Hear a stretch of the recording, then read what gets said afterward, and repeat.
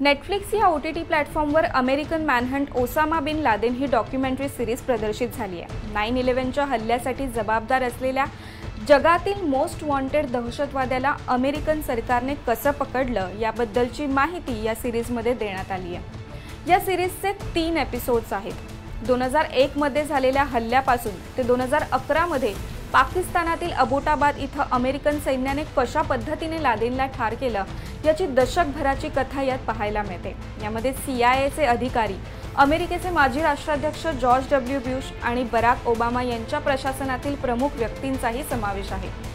2 मे 2011च्या रात्री Osama bin लादेनच्या निवासस्थानावर छापा टाकण्यापूर्वी Obama यांनी त्याबद्दल पाकिस्तान सरकारला का सावध केलं नव्हतं यावरही सिरीजमध्ये थोडक्यात प्रकाश टाकण्यात आलाय। 11 सप्टेंबर 2001 रोजी अमेरिकेच्या भूमीवर सर्वात मोठा दहशतवादी हल्ला झाला होता। या हल्ल्यात 3000 अमेरिकन लोकांनी आपले प्राण गमावले होते। ट्विन टावर्स आणि अमेरिकेच्या संरक्षण विभागाचं मुख्यालय असलेल्या पेंटागॉनवर हा दहशतवादी हल्ला झाला होता। विशेष म्हणजे या हल्ल्यापूर्वीच अमेरिकेनं लादेनला शोधण्याची मोहीम सुरू केली होती।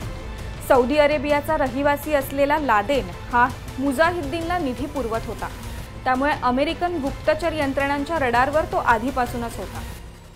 2001च्या हल्ल्यानंतर ओसामा बिन लादेनची शोध मोहीम अधिक तीव्र करण्यात आली होती। अफगाणिस्तानातील तालिबान सरकार हे अल कायदा आणि लादेनला आश्रय देत असल्याचं अमेरिकन अधिकाऱ्यांना वाटत होतं, परंतु तालिबानला सत्तेवरून काढल्यानंतरही लादेन फरारच होता।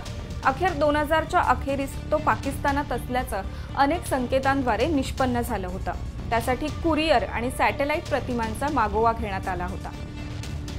या सर्वांचा खोलवर शोध घेतला असता अमेरिकन गुप्तचर अधिकाऱ्यांच्या नजरेत अबोटाबादमधील एक 3 मजली पांढरी हवेली सापडली। या हवेलीत 2 कुटुंबांच्या हालचाली दिसत होत्या। तिथे रहिवाशांचा एक 3रा गट सुद्धा राहत असल्याचं स्पष्ट झालं होतं। या हवेलीच्या भिंती उंच होत्या आणि त्यांची बाल्कनी पूर्णपणे झाकलेली होती। अबोटाबाद हे पर्वतांच्या निसर्गरम्य दृश्यांसाठी ओळखलं जातं। अशा ठिकाणी बांधलेली ही हवेली सर्वात वेगळी दिसत होती। अबोटाबादमधील हवेली जरी दृष्टीस पडली तरी अमेरिकन एजन्सींकडे ठोस पुरावे नव्हते।